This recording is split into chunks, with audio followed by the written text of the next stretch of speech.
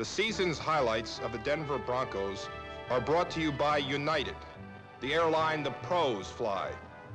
Fly the friendly skies of United.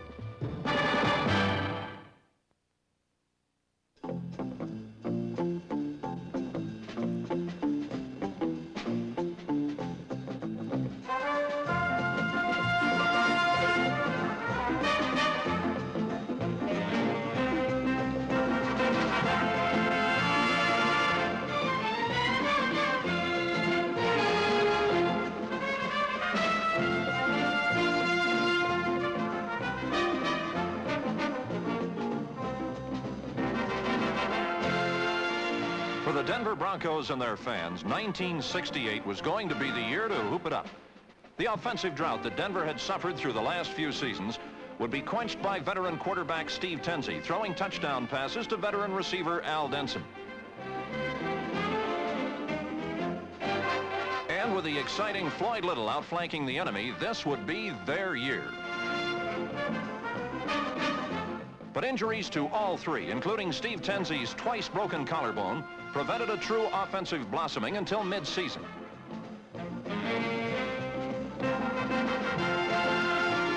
This forced general manager and head coach Lou Saban into several offensive adjustments to get points on the scoreboard. This put an additional burden on his defense, which through good times and bad was never accused of being dull.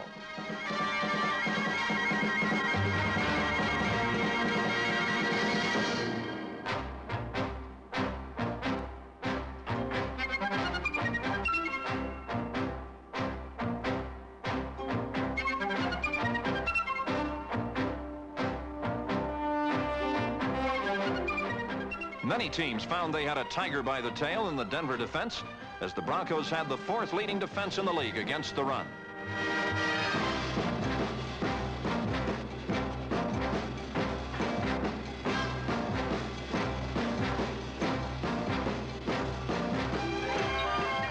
And the defensive line often got together to play a little game within a game. It's called Get the Quarterback.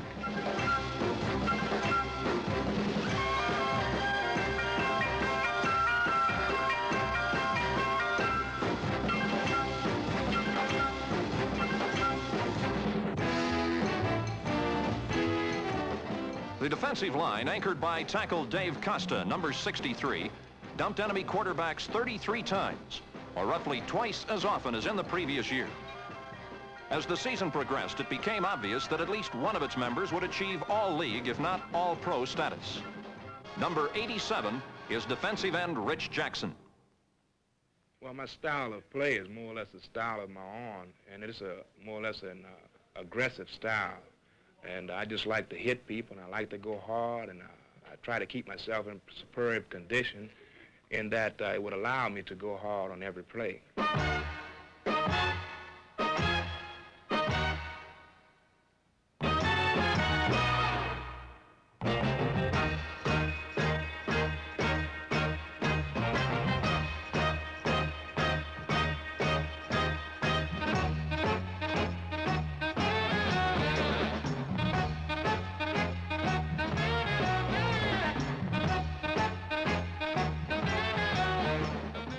Of all of Rich's statistics, probably the most impressive is the fact that he defensed 15 passes out of the air. This left some quarterbacks frustrated.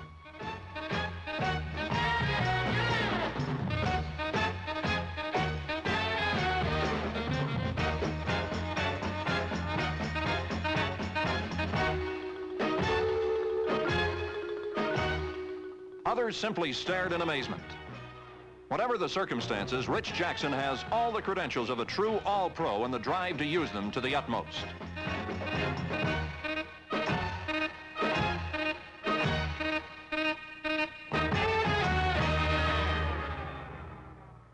And so it was in the early season that the burden for Broncos' success fell to the defense, and the defenders responded with every resource at their command. Against the Chiefs in Kansas City, the Broncos fashioned their own version of the Berlin Wall. They held the Chiefs to only one touchdown through 3 quarters.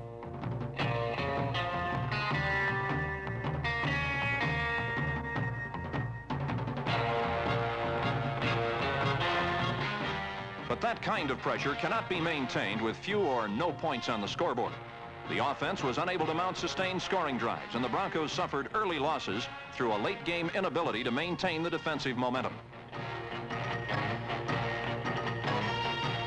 At Denver Mile High Stadium the following week, it was the Boston Patriots' turn to face the onslaught of Denver's defense. The Broncos again knocked their opponent from one end of the field to the other, but still lost.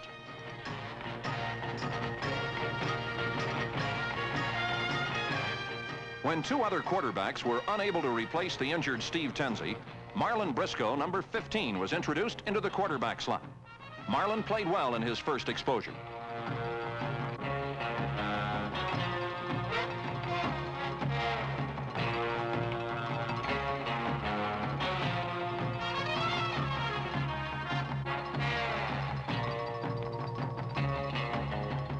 He scored the final touchdown himself, but late game errors allowed a 20-17 Patriot victory.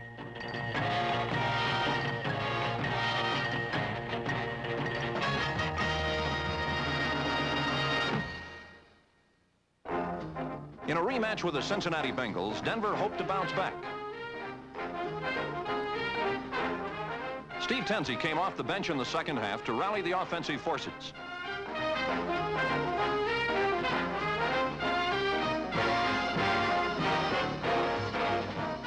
Although substantial gains had been racked up, there were only 3 Denver points on the scoreboard late in the fourth quarter. With less than 5 minutes remaining, Denver recovered a fumble and Tenzi went to work. Using the clock and his receivers well, Tenzi marched the Broncos downfield and culminated the drive with a pass to Mike Hafner.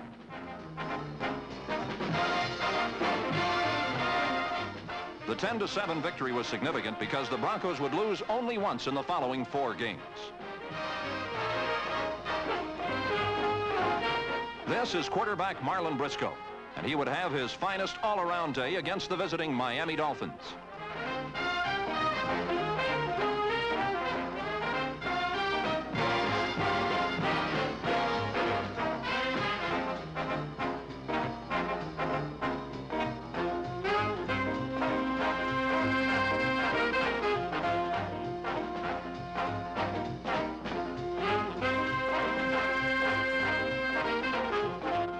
Marlon subbed superbly for Steve Tenzi and rallied the Broncos from a third quarter 14-point deficit. Marlon displayed the ability to roll out and scramble. He brought additional excitement to the Bronco attack.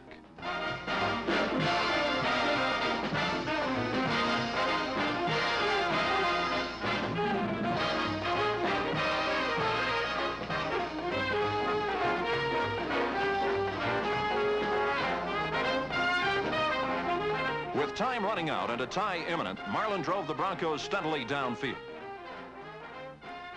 With less than 2 minutes left, he stunned everyone with a daring quarterback sneak from 10 yards out and won the game.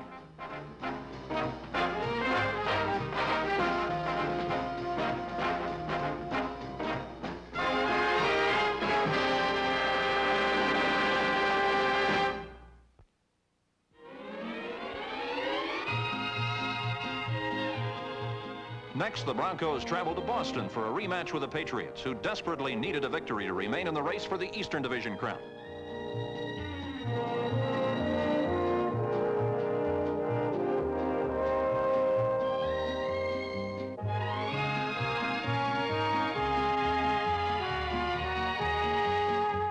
It was the 8th week of the season, and the Broncos had more than revenge in mind. For this would mark the first time all season that Al Denson, Floyd Little, and Steve Tenzi would appear together in a game. The Broncos needed more than just a win. With their 3 offensive stars back in the lineup, the Broncos had to give credence to the notion that they would be a more explosive football team. Of course, the Broncos made the trip by United Airlines, the airline the pros fly. 8 out of 10 AFL teams fly the friendly skies of United. Not all Boston fans arrived at Fenway Park as pretty or as chic as this one, but after the game, they all left pretty much in the same state of shock as this one. A healthy Steve Tenzi passed from behind blocking that could have conquered the world as he carefully and effectively connected with his receivers.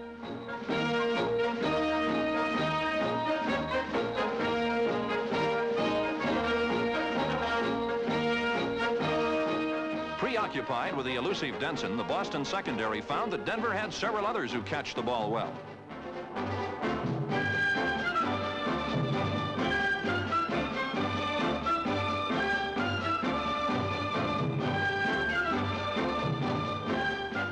The Denver offense was unstoppable as touchdowns came from near and far. Tenzie completed 11 of 17 attempts for 206 yards and 2 touchdowns.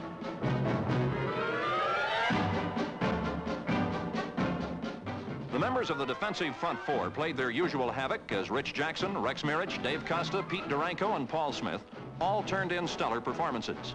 Middle linebacker John Huard, number 57, personally took care of Boston fullback Jim Nantz and others at every opportunity.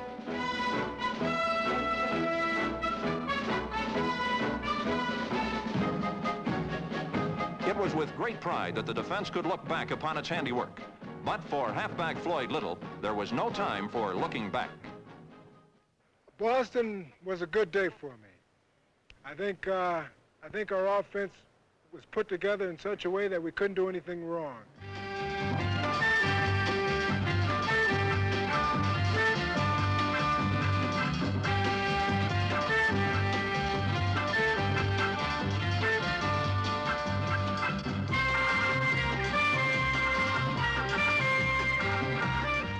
Floyd Little could certainly do no wrong as he broke the Denver one-game rushing record. More importantly, here was the Floyd Little all knew he could be, the driving, relentless game breaker. Sheer excitement.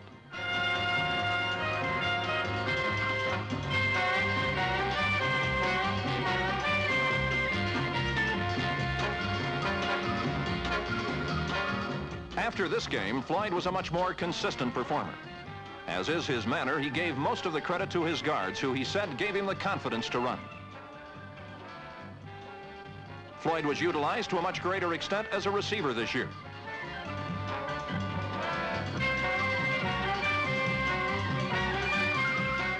This pass and run exemplify Floyd Little at his best.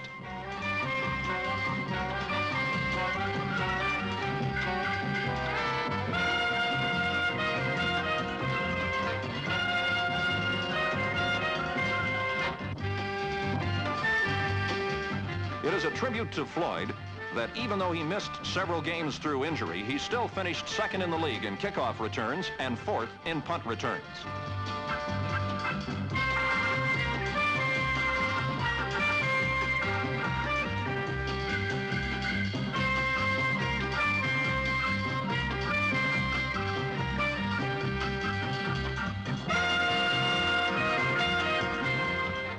The true test of any game breaker, however, is the ability to perform consistently, no matter what the circumstances.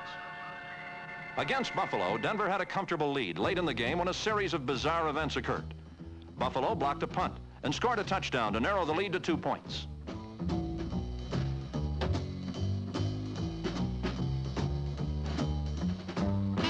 Regaining possession, all Denver had to do was run out the clock, but Floyd lost his balance and fumbled. George Sames picked up the ball in mid-stride. He was caught from behind seconds later by Floyd Little. A field goal suddenly put Buffalo ahead with seconds to play. After the ensuing kickoff, Floyd begged quarterback Marlon Briscoe to throw the ball as far as he could. "I'll be there," said Little.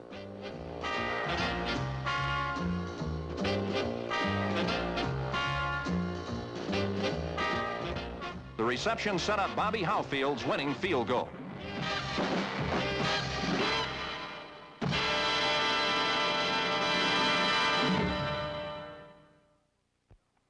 Yet for the Broncos to become real contenders, they must compete on a par with and win against the big three in their division: Kansas City, Oakland, and San Diego.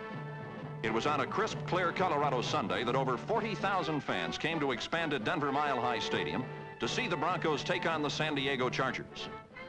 Early, the Chargers did most of the taking. Before the game was 25 minutes old, Lance Allworth, number 19, had already scored 3 touchdowns. The Chargers had a seemingly insurmountable lead when Coach Saban rallied the Broncos to a near Cinderella comeback that taught them a lot about football and even more about themselves. I think what I'll do is give me a divide left and go 99. Wow, right. get. Well, they might drop off on that. I'm going to force them to come up on tight, see? Otherwise, they can go out into a zone, which they'll do here, see? So go with a 99. Divide left, go 99. Watch your tight end.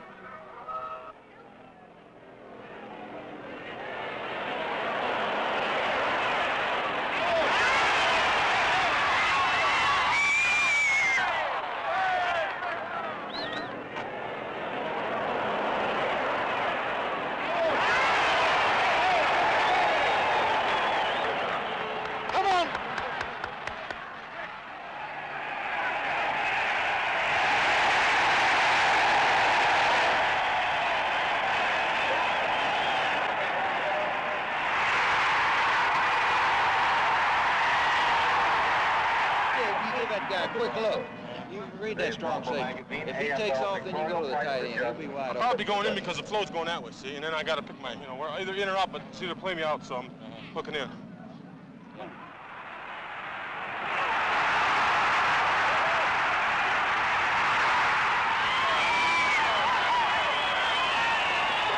Pass is complete to Tom Beer.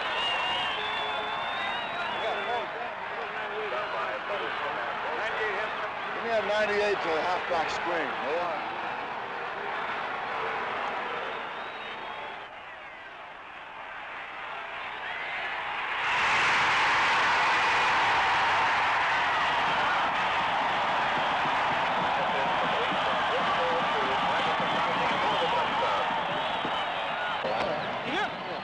He comes up on me tight.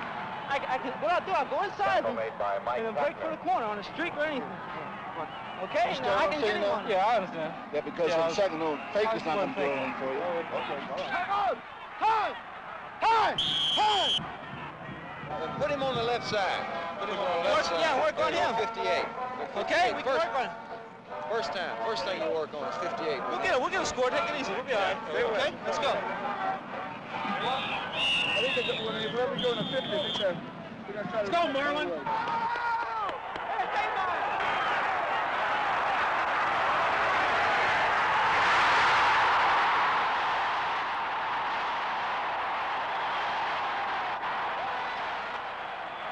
San Diego is holding on that play. Next time the screen is open too, so they're prepared for that. Okay, next time. Pass is complete from Briscoe to Crabtree for the touchdown. This was as close as the Broncos would come. As they were closing in for the kill, they again fell victim to the frustrations that plagued them throughout the season. The things that happen for which there might be an explanation. Unsure footing, a momentary mental lapse, a split second, all of which go in favor of the other team.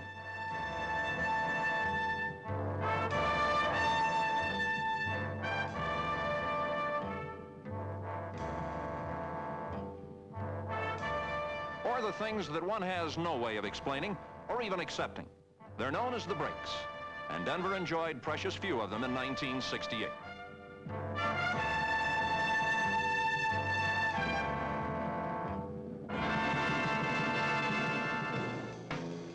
The premier case in point came the following week in Oakland. Utilizing all they had learned from the previous week's experience, the Broncos seemingly did almost everything right.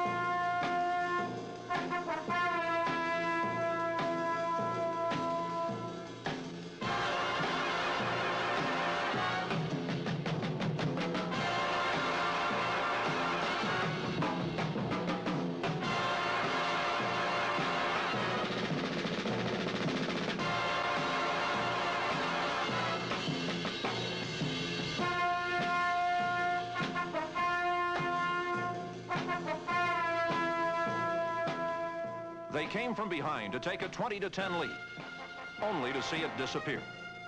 Even so, the Broncos very nearly upset one of the strongest teams in professional football.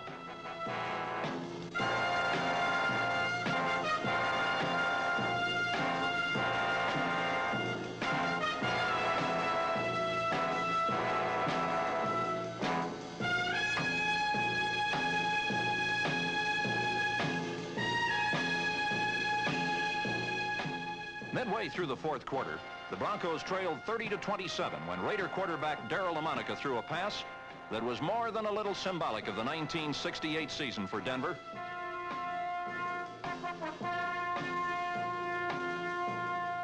It was a matter of inches.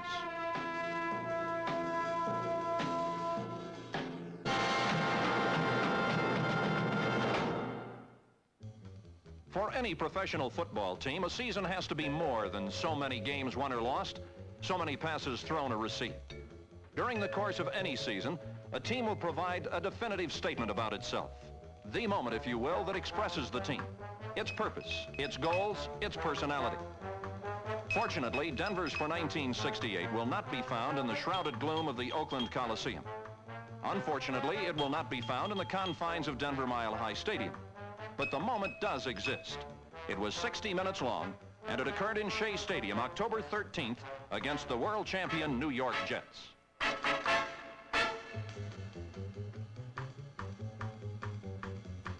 The youthful, oft-maligned Denver secondary picked off 5 Joe Namath passes to make it a 2-game total of 9 interceptions against Namath. Both games won by Denver in Shea Stadium.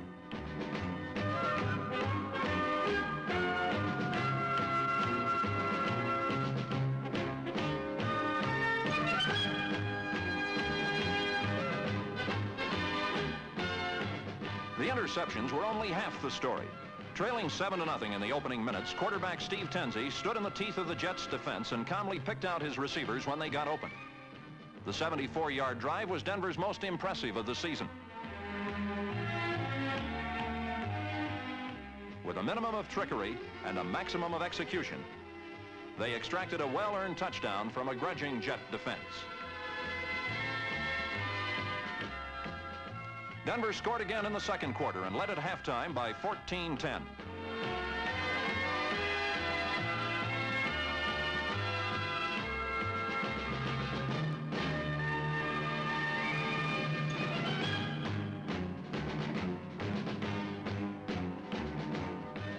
Then came Steve Tenzi's moment.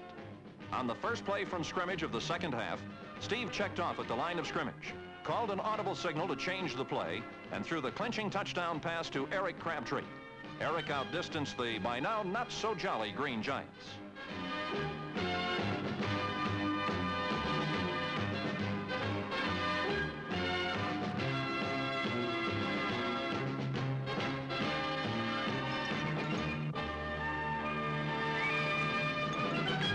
Another view shows the time Tenzi was given by his line to allow Crabtree time to outmaneuver Randy Beverly, Johnny Sample, and 2 other Jet defenders.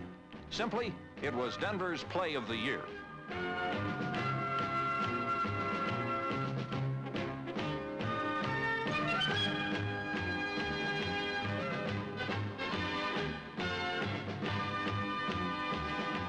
The Broncos won this game because they deserved to win it. Late in the game, the Jets threatened to tie the score as Namath threw caution to the wind and desperately tried to cross the Bronco goal line.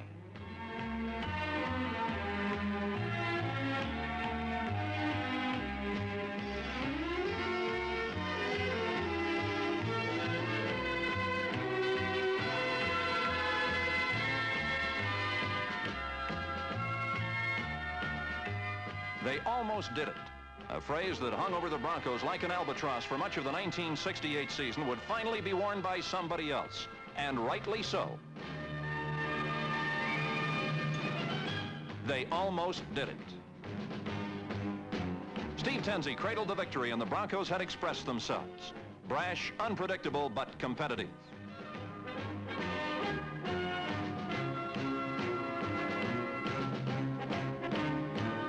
They left 62,000 New Yorkers and returned to Denver to find perhaps not so many, but certainly more exuberant Denverites waiting for them at the airport. Denver fans should not have to wait much longer. Their faith in Lou Saban and owner Jerry Phipps will be repaid in 1969 and the years ahead. The time to join the Bronco faithful is right now. You'll want to follow the Broncos in 1969. For ticket information, write the Denver Bronco Ticket Office, West 19th Avenue and Elliott Street, Denver 80204. Or call 433-7466. For the Denver Broncos, victory is no longer the impossible dream.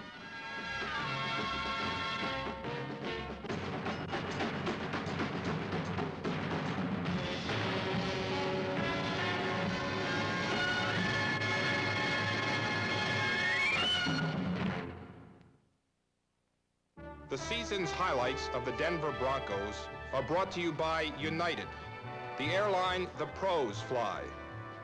Fly the friendly skies of United.